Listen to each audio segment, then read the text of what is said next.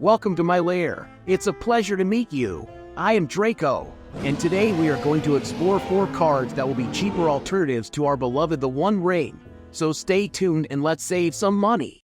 Alright guys, as you've seen, today the cheap options revolve around it.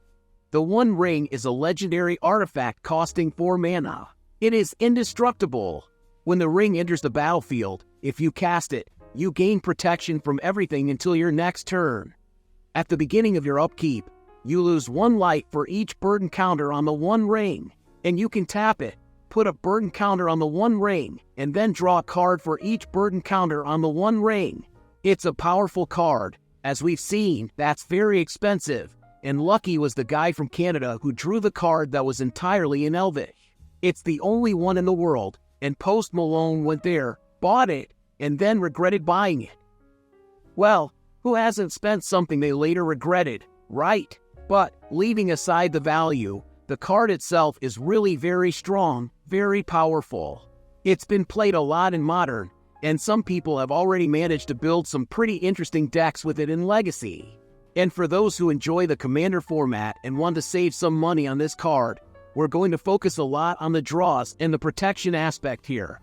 So, without further ado, in this video, I've selected 4 cards that I believe will be much cheaper alternatives but with effects as close as possible to the One Ring. Of course, if you wanted to do the same effect as the One Ring, you need to buy it. There's no other way. But with the cards we have here, you'll be able to balance it, have some abilities that the One Ring has that can fit into your deck, and above all, of course, prices that will fit your budget. Okay? So let's go to our first card.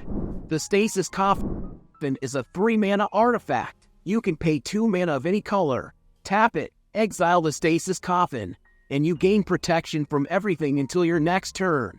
Making a comparison with the One Ring, we already have a card that can give you an absurd amount of extra life for a turn.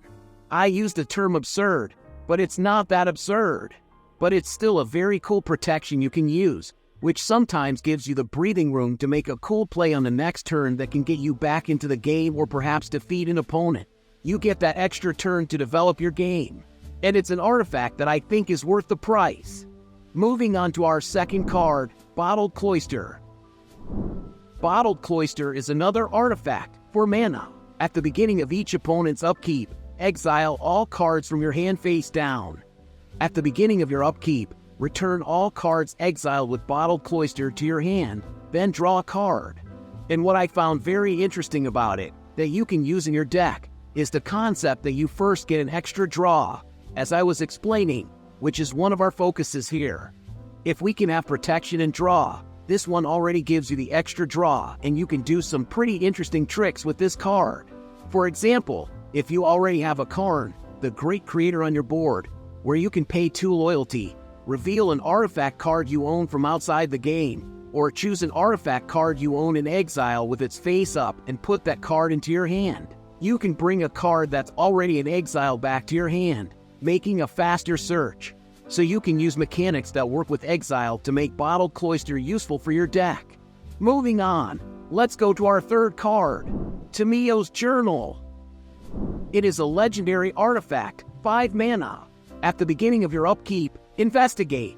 So you will create a clue token, which you can pay 2 mana of any color, sacrifice this clue token, and draw a card. But Tamio's Journal has an ability where you tap it, sacrifice 3 clues, and search your library for a card, put that card into your hand, and shuffle your library. The strength of this card is in the fact that depending on how desperate you are in the game, you can sacrifice the clue token by paying the 2 mana to draw a card. So you will already fill your hand. Or if you're not in a hurry, and have a deck that can create clue tokens, searching for any card is also a very strong ability, regardless of the format, as it can give you the win or get you out of a tough situation in the match. And moving on to our last card, we have Lifecrafter's Bestiary. It's another artifact, 3 mana. At the beginning of your upkeep, use Scry 1. Whenever you cast a creature spell, you may pay 1 green mana. If you do, draw a card. And it is pretty self-explanatory, although it will be more specific for decks that will use the green color. but the fact that it first gives you scry 1 is already very good for you to take a look at your deck, right? See if that card on top is really good. And if not, you put it on the bottom and hope your next draw is better, right? Besides that, if you cast creatures, you will draw a card. So, every time you cast your little creature, you will always have the possibility of paying 1 mana and filling your hand. Guys, today's video was shorter. I hope you liked it.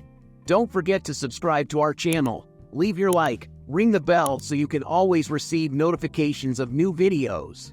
Leave your comment too, what you thought of this video, what cards you think could have been included, what cards you think should have been left out too, maybe, right? And I look forward to seeing you at our next meeting. Thanks guys, see you next time.